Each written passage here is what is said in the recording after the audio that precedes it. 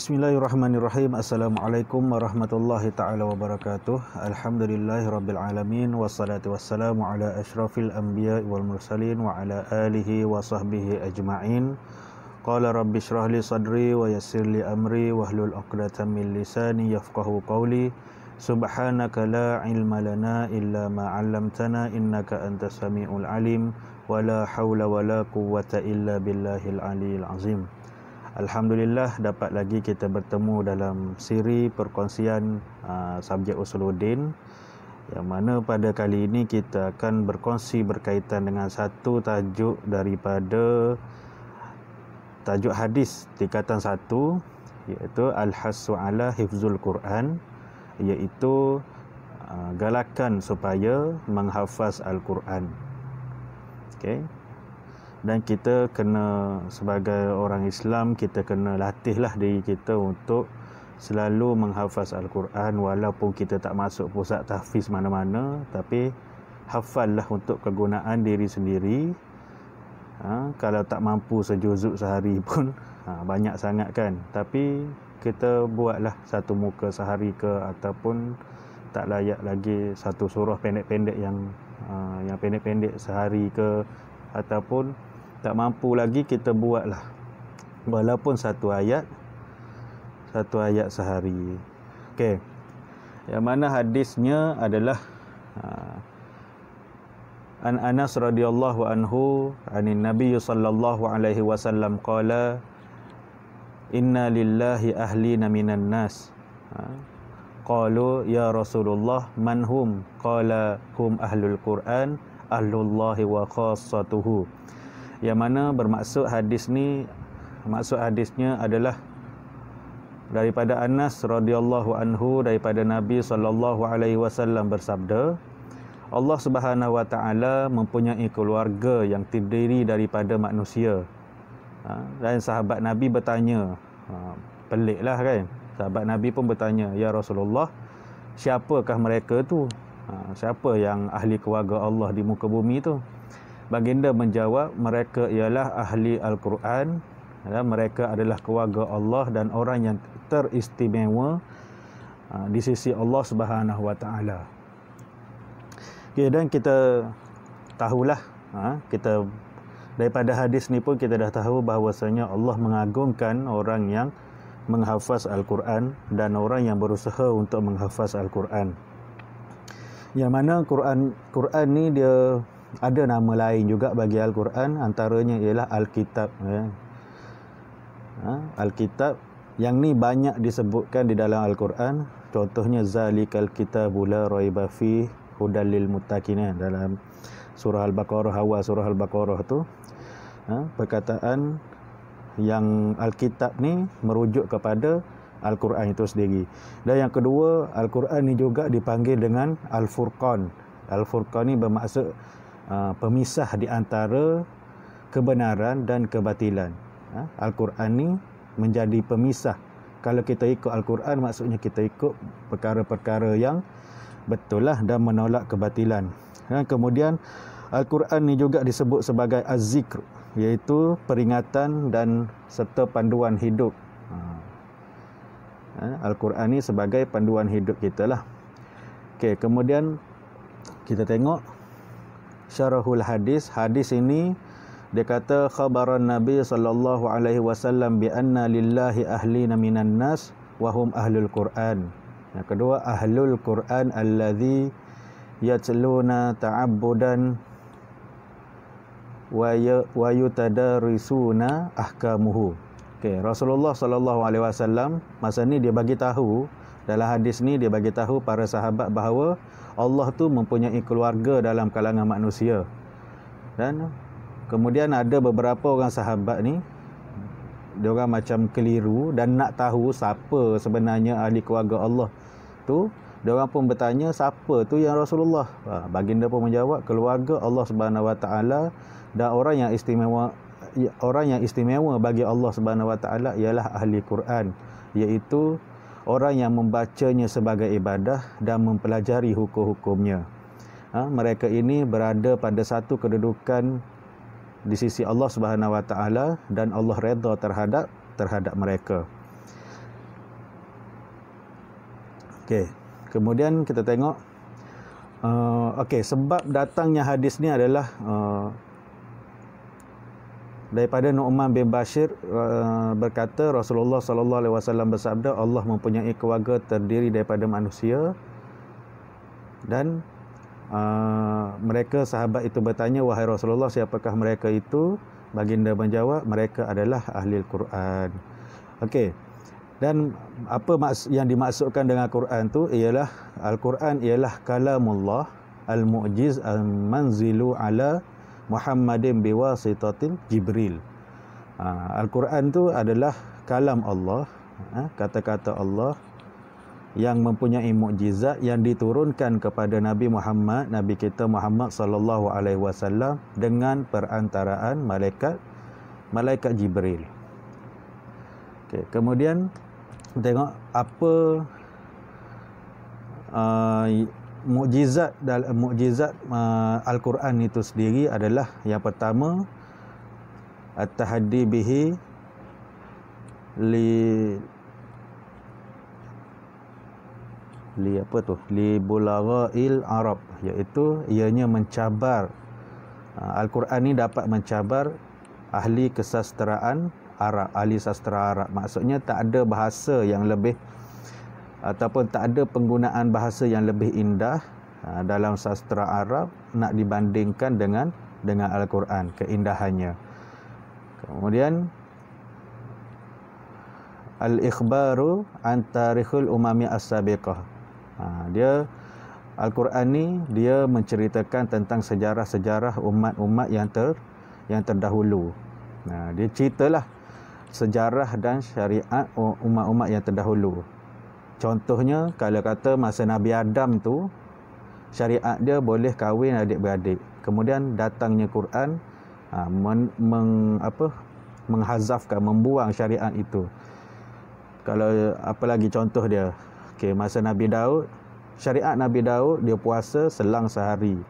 Tapi Quran datang kata puasa bagi umat Muhammad dan umat Nabi Muhammad adalah puasa yang wajib pada bulan Ramadan.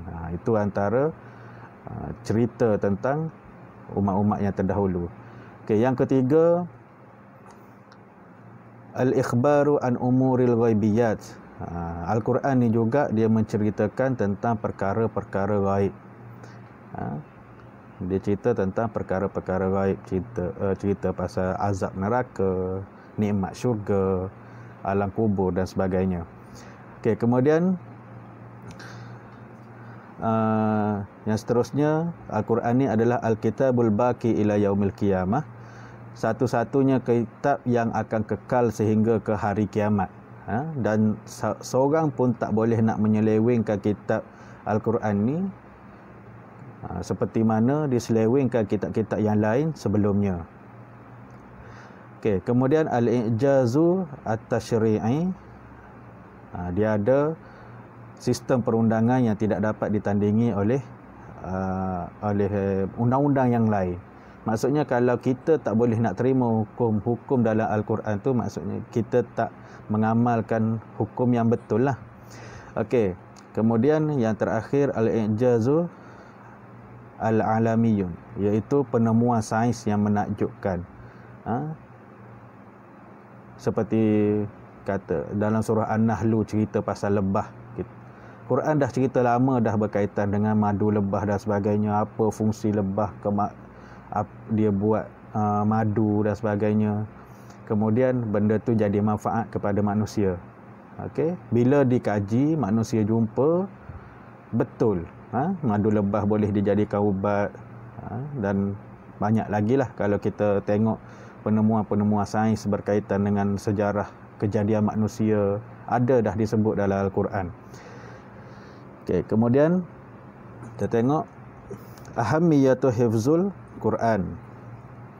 Okey, ahamiyatu hifzul Quran yang pertama as-sunnatu al-muttabi'atun Nabi sallallahu alaihi wasallam. Okey, yang pertama hafal Al-Quran ni adalah sunnah Nabi yang perlu diikuti. Okey, sunnah Nabi yang perlu diikuti. Okey, kemudian yang kedua, syafi'an li ahli al-Quran. Okey, ya. Al-Quran ni akan datang pada hari kiamat memberi syafaat kepada ahli Al-Quran dan penghafaznya.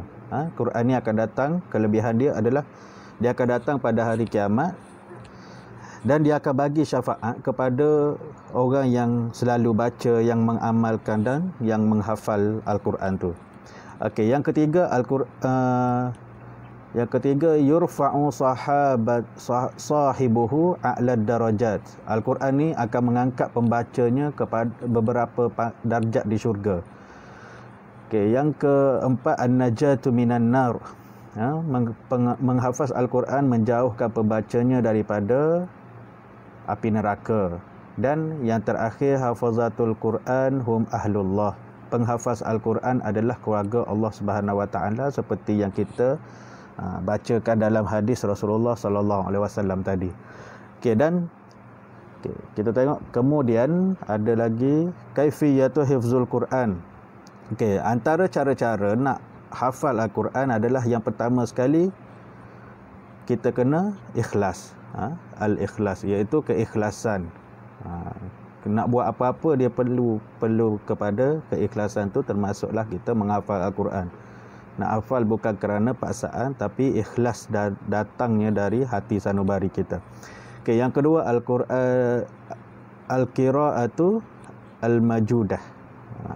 Qira'atul majudah, iaitu membaca dengan bertajwid dan berlagu. Ikhtarul waqtil munasib. Kemudian kita kena pilih waktu yang sesuai untuk menghafaz Al-Quran. Hifzu munzu sigar. Hafal daripada kecil lagi, daripada usia yang kecil lagi. Kalau macam sekarang pun tak ada masalah lah, berapa pun umur kita, mulakan daripada sekarang. La yughayyirul mushaf. Jangan menukar-nukar mushaf. Maksudnya kita nak hafal Quran kena guna Quran yang sama. Jangan kata hari ni ambil Quran ni, esok ambil Quran lain pula. Nanti kita jadi susah nak ingat lah, tu je. Kena gunakan satu mushaf supaya kita dah selalu sangat dengan mushaf yang satu tu, dengan Quran tu, kita guna Quran tu je. Okey. Dan itu dipraktikkan di pusat tahfiz lah yang ada sekarang ni. Okey. Kemudian ikhtiarul makanil munasib. Kena hafaz Al-Quran di tempat-tempat yang munasabah untuk hafal Quran lah. Kena pilih tempat yang baik. Okey, kemudian at-tikraru. Okey, at-tikraru mengulang-ulang bacaan. Okey, kalau kita dah hafal sekali, baca sekali, ingat, kita kena ulang kita punya hafalan tu dan murajaah. Kena ada murajaah. Semakan hafazan. Kena semak, kena cari guru untuk semak kita punya bacaan tu. Okey, dan yang seterusnya kita pergi kepada fadlul hamlatil Quran, fadlu hifzul Quran.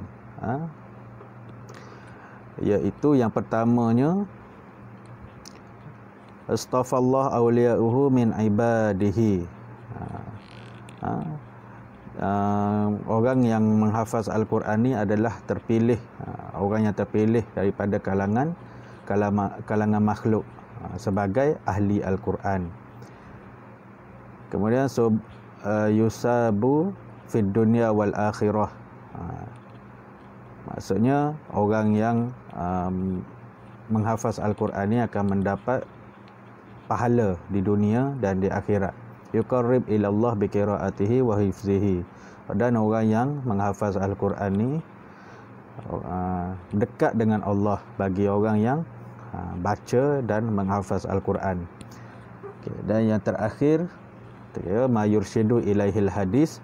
Pengajaran daripada hadis ni ialah ahlullah hum yatamassakuna bil Quran. Keluarga Allah adalah orang yang berpegang teguh dengan Al-Quran. Dan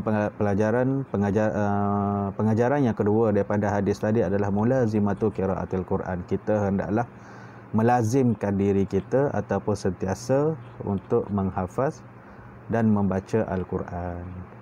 Okay, saya rasa setakat itu saja perkongsian daripada saya pada kali ini, dan apa yang baik itu datangnya daripada Allah Subhanahu Wa Taala, dan yang terkurang tu cakap tergagap-gagap ke, itu adalah kelemahan daripada diri saya sendirilah. Saya minta ampun, minta maaf. Semoga perkongsian ini dapat membantu anak-anak pelajar, saya sendiri dan guru-guru untuk sebagai rujukan di masa akan datang.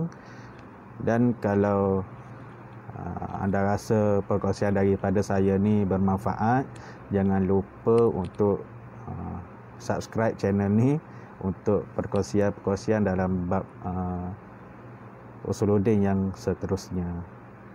Wallahu a'lam bishawab. Assalamualaikum warahmatullahi taala wabarakatuh.